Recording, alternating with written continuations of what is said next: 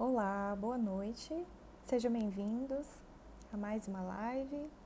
Bom, fiquem à vontade. Se tiver alguma dúvida, podem perguntar também. Tá? Eu sou a Gisele Mello, sou psicóloga e hoje o tema em que nós vamos conversar é justamente sobre entendendo melhor a ansiedade e os mecanismos de evitação que a gente acaba adotando. E essa semana passada, na verdade, eu lancei uma pergunta no Stories se você acredita que é possível a gente viver sem ansiedade, sem nenhuma dose ali de ansiedade. E várias pessoas responderam que não é possível, né? E realmente a ansiedade, ela faz parte, sim, da nossa vida, ela funciona como um mecanismo de proteção. É o nosso sistema de alarme ali. E o nosso corpo, o nosso organismo, quando ele se depara ali com alguma situação que exige uma resposta, que exige ali uma ação nossa, uma solução para resolver aquele problema, a ansiedade ativa, sim, o nosso corpo, nosso organismo se mobiliza, nosso cérebro envia ali impulsos para a gente realmente dar conta daquela situação. Então, a ansiedade, ela não é algo ruim, não, apesar de algumas pessoas pensarem sim. Mas a questão problemática, disfuncional mesmo, são os excessos, né? Os excessos da ansiedade. E aí, o que acontece? Né? O que torna a ansiedade ruim? Realmente é quando ela repercute de forma negativa na vida da pessoa, por conta justamente desses excessos, dessas emoções negativas, como a insegurança, aquele sentimento de incapacidade, que você não vai conseguir lidar com aquelas dificuldades que vão surgir ali na sua vida, aqueles desafios que surgem, que é normal do nosso dia a dia, da nossa vida. E aí isso vai repercutir, sim. A nossa mente produz um fantasma enorme em relação àqueles obstáculos, em relação àqueles problemas. E aí o que acontece? Isso acaba afetando o nosso estado de humor, as nossas emoções, os nossos pensamentos. Isso repercute também nas nossas reações físicas, porque a gente sente ansiedade no nosso corpo. Quando você se dá conta aí, vamos tentar relembrar. Quando você está enfrentando uma situação aí ansiosa, que você se sente nervoso, ansioso, você sente no seu corpo, você sente ali taquicardia, você fica com as extremidades do seu corpo ali mais geladas, você sente tremores, até mesmo vertigem. Então essas são algumas das reações físicas que o nosso corpo acaba sentindo. E alguns comportamentos que são muito comuns em pessoas que sofrem com ansiedade a pessoa tende a se comportar ali evitando essas situações que vão gerar ansiedade. E aí, quanto mais a gente evita, mais munição a gente dá para a ansiedade, porque a gente está reafirmando que a gente não tem ali os recursos suficientes para encarar essa situação, essa dificuldade. Então, às vezes, porque a própria esquiva, quando a gente evita ali a situação, traz um certo alívio, porque é justamente esse o objetivo, só que não resolve o problema. Também pode acontecer, algumas pessoas, elas reagem ali, quando elas estão vivenciando, estão dentro de uma situação ansiogênica ali, elas tendem a abandonar ali, a realmente fugir, sair correndo. Por exemplo, se você tem ali, por exemplo, está apresentando um trabalho, um projeto importante no seu trabalho, no seu ambiente profissional, e aí você se preparou para todo aquele momento, só que chega ali, você está tão ansioso, tão nervoso, que é normal a gente sentir um pouco de nervoso, e aí você sente ali todas as reações físicas, psicológicas da ansiedade. E aí você sente a boca seca, você tremer, você ter vertigem, ficar nervoso. E aí todo aquele conteúdo que você se preparou, ele fugiu da sua mente. É como se te desse um branco realmente. E aí como é que você reage? Algumas pessoas tendem a sair correndo, a sair daquela sala. Então esse é um comportamento de abandonar mesmo, de fuga, literalmente, da situação de crise. Outras pessoas também, outros comportamentos que são comuns, a pessoa tende ali a ser muito perfeccionista, sim. Está muito relacionado ali com esse mecanismo de controle, que a pessoa sente a necessidade de ter controle ali de tudo, de todas as situações, até externas, que são alheias ali àquela pessoa, aquela sensação extrema de controle. E aí o que acontece? É mais ou menos assim. A pessoa, você pode tentar fazer esse exercício. Pega ali uma pedra de gelo, ok, desconsiderando o estado, né, o gelo ser bem gelado, às vezes insuportável ali de você segurar, mas assim, é como se você pegasse uma pedra de gelo e eu te desse um comando. Olha, você não deixa esse gelo derreter, mantenha, mesmo que ele derreta, não deixa essa água escapar.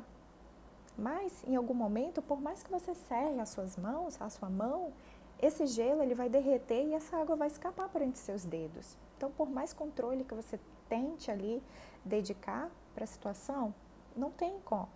Então, esses comportamentos são bem comuns. Um outro comportamento também é em relação às pessoas, elas tendem a realizar ali comportamentos que vão deixá-las seguras diante de determinada situação. Por exemplo, algumas pessoas enfrentam ali dificuldade de sair de casa sozinho para resolver as suas tarefas, e aí a pessoa se sente mais segura, se sente bem quando ela está na companhia de outra pessoa. Por exemplo, a pessoa não consegue sair de casa, ir ao banco, ir à escola, ir ao trabalho sozinha. Ela se sente segura sempre com a presença de alguém.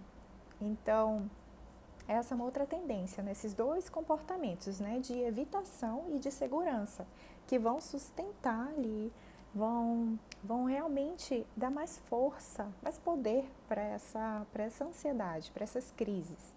E aí algumas pessoas também experimentam ansiedade durante boa parte do seu dia. Já outras pessoas experimentam a ansiedade em determinadas situações muito específicas da sua vida. Por exemplo, diante de alguma apresentação pública que você tenha que fazer, seja na faculdade, no trabalho, na escola, ou uma outra situação também bem específica é quando a pessoa precisa viajar de avião, né? Então, algumas pessoas experimentam extremo nível de ansiedade. E aí, qual é a tendência dessas pessoas? No caso de apresentação de trabalhos, elas sempre tentam ali recorrer para alguém apresentar no lugar delas.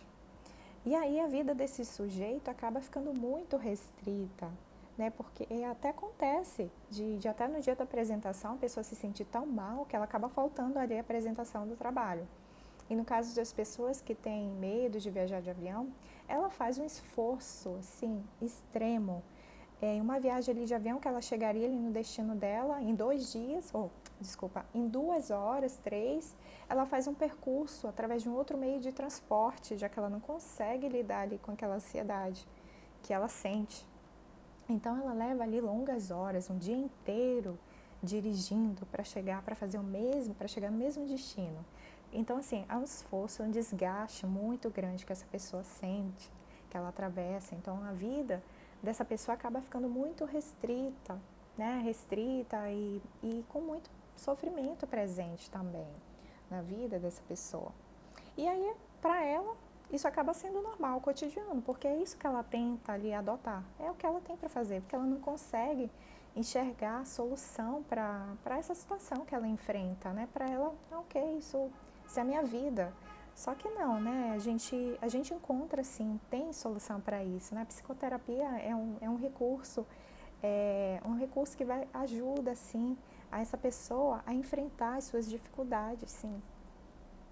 Além disso, também tem por trás, tem todo ali um cenário que sustenta isso, tem um pano de fundo, que se refere ali também às nossas experiências de vida. Todos nós enfrentamos ali, passamos desde a nossa infância e até hoje, né?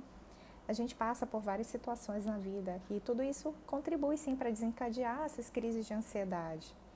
Por exemplo, em relação aos traumas, algumas pessoas sofrem ali alguns traumas, né? Sejam eles físicos, emocionais, até mesmo sexuais.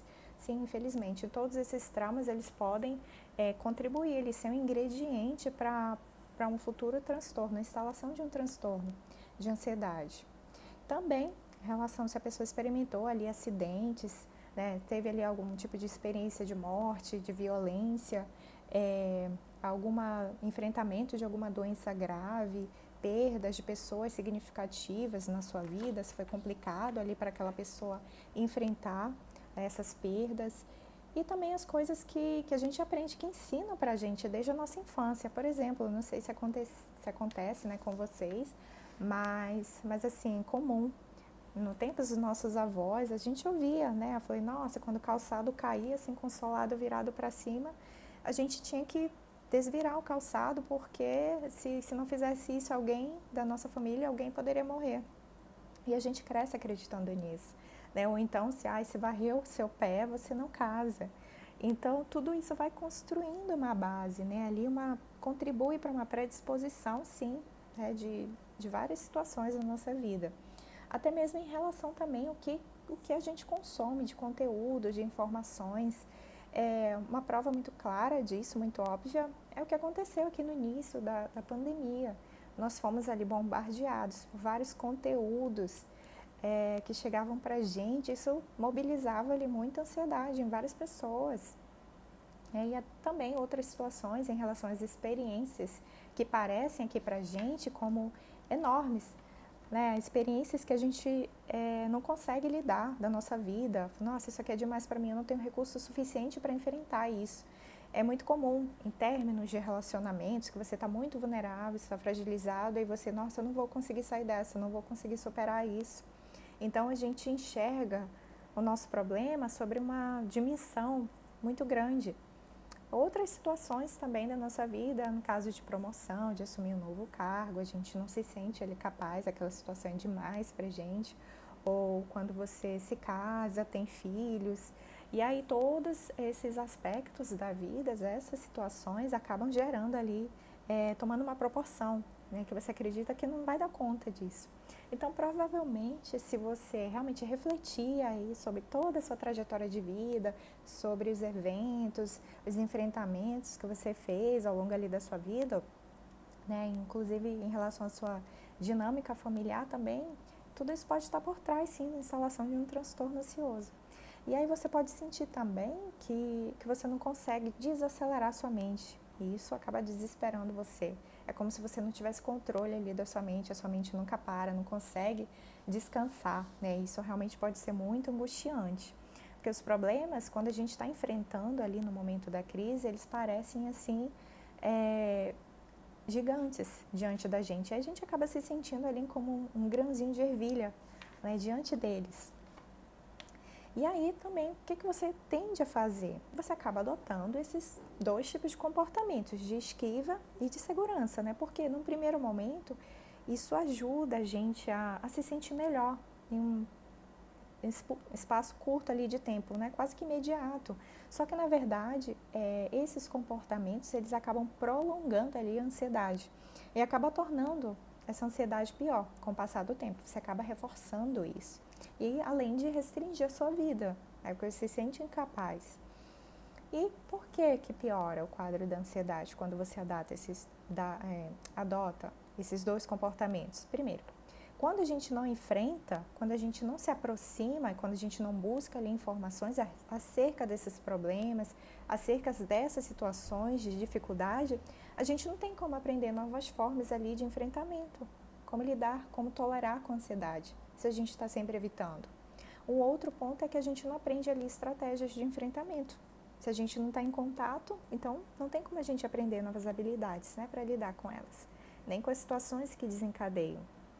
E o outro é que a gente não testa também, não consegue testar as nossas habilidades, se a gente já está apto ali para lidar com essa situação. Se a gente nunca enfrenta, como é que eu vou saber que agora eu me sinto capaz de lidar, de enfrentar? E um outro também é que a gente não testa também se essa situação é tão ruim e perigosa como a nossa mente produz, que a gente tende ali a catastrofizar muito a situação. A gente alimenta ali como nossa, essa situação é tão perigosa, mas será que é mesmo? Se der a chance, né, de testar, se realmente ela é do jeito que você prevê. E aí, em relação ao enfrentamento das nossas dificuldades, no início acaba gerando realmente muito desconforto, muita angústia, mas a tendência é a gente se habituar a isso, a gente se acostuma. No primeiro momento é muito impactante, sim, mas depois a tendência é esse mal-estar diminuir, reduzir. Você pode lembrar aí, logo depois que você tirou a sua carteira de habilitação, primeiro dia que você foi dirigir sozinho, como é que você se sentiu? Talvez você tenha sentido ali, experimentado um nível elevado de ansiedade, de insegurança, de medo, várias ideias, vários pensamentos passaram pela sua cabeça, como, nossa, eu vou bater o carro, vou atropelar alguém, vai acontecer alguma coisa. E aí, depois de um tempo, essa sensação, todo esse turbilhão de sentimentos, de emoções, foi estabilizando, foi diminuindo. Então, assim que você pode enxergar esse enfrentamento, vai causar um desconforto no início, mas depois a tendência é estabilizar, é diminuir.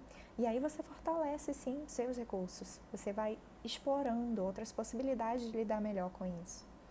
E aí, se você sofre com isso e percebe, né, que você tem evitado, né, inúmeras situações na sua vida, mas você acredita que você não consegue se ver livre disso, você não consegue enfrentar.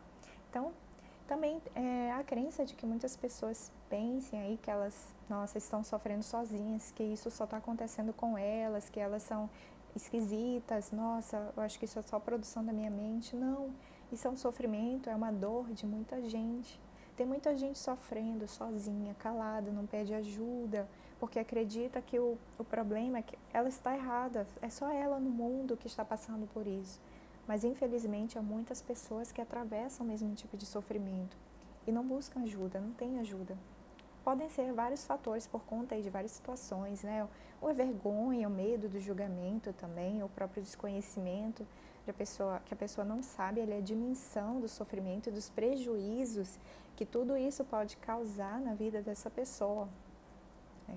E aí eu afirmo para você, sim, que tem um trabalho, né? Desenvolva o trabalho da psicoterapia, que é um trabalho assim feito com amor, com muita dedicação, com muito respeito e ética, sim.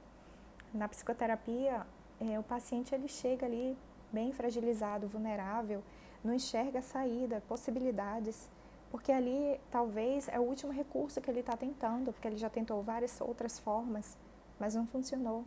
E aí ele chega ali, ele chega aqui para mim desacreditado, fala, nossa, eu não sei mais o que fazer, então eu estou tentando aqui o último recurso. E aí, com o passar do tempo, com a dedicação, porque o trabalho de psicoterapia exige, né, depende muito da pessoa, do quanto ela vai estar aberta, do quanto ela vai conseguir se sentir à vontade para expor ali, para compartilhar a sua dor, sofrimento. E aí a gente vai desenvolvendo um trabalho juntos, né, de escuta, não é só conversa, que algumas pessoas acreditam, psicólogo é só para conversar, eu faço isso com meus amigos, com os meus familiares e é de graça. Né? Mas não, é um trabalho com muita ética, tem muito estudo científico. Eu tenho uma escuta científica, uma escuta profissional, não é uma escuta de amigo, de colega, de vizinho, não, é um trabalho profissional. E aí tem uma série ali de elementos que vão ajudar essa pessoa a realmente a se enxergar ali no seu processo, a tomar as rédeas da sua vida, porque ela tem sim esse poder.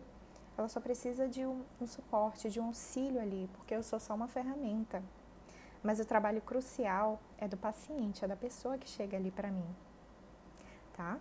Bom, então a gente trabalha dentro da psicoterapia toda essa dinâmica aí, toda essa amplitude que a ansiedade pode repercutir ali na vida dessa pessoa. E aí, a abordagem que eu utilizo é a terapia cognitivo-comportamental e é justamente isso, fazer essa reestruturação cognitiva. A gente trabalha ali a questão da modificação dos pensamentos, porque os nossos pensamentos eles vão desencadear algumas emoções e aí com base nessas emoções, com base ali no que a gente pensa, a gente vai emitir comportamentos, a gente vai tomar decisões, a gente vai se comportar.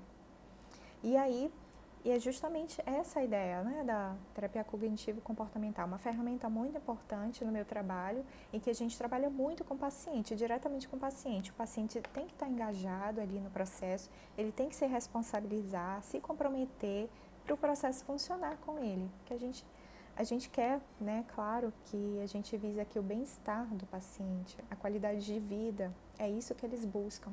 Paz também, e harmonia. Clareza ali para você ter a sua vida de volta, tomar as suas decisões, se responsabilizar. Sim, é a própria pessoa que toma ali as suas decisões.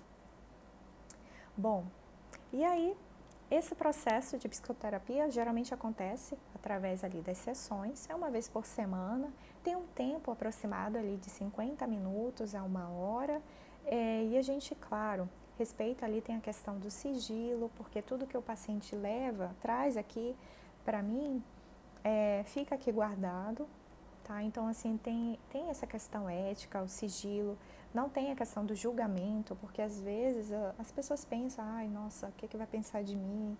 Vai me julgar? Não, aqui tem o respeito, sim. Eu não sou juíza de ninguém, imagina. Eu tô aqui para acolher a sua dor, para tentar te ajudar a sair dessa situação, te ajudar a superar isso, tá? Bom, e é isso, pessoal. Então, assim, só para finalizar mesmo, que os pensamentos eles chegam muito ali com esse impacto, né? Tem muita ideia, mas e se não der certo? Ai, e se acontecer alguma coisa comigo? E se? São muitos e se, e muitas imagens que a gente cria também. Essas imagens que elas vêm ali como o pior cenário possível. E aí, eu vou deixar aqui uma frase para vocês, autoria desconhecida, mas eu achei uma frase assim bem pertinente aqui para o tema da nossa live, que é assim: ansiedade é isso. Nada aconteceu, mas no seu cérebro está tudo desmoronando. Faz algum sentido para você? Será que é mais ou menos assim que a ansiedade ela acontece aí na sua vida? Ou mesmo em relação àquela sensação de você estar na cadeira de balanço ali, você está em movimento, mas você não sai do lugar. Bom, pessoal, é isso. Obrigada pela presença de todos vocês. Tá? Se alguém tiver alguma dúvida, pode perguntar aqui, mas eu agradeço, tá? Qualquer coisa você pode me mandar um direct, ok? Bom, pessoal, é isso. Obrigada, boa noite.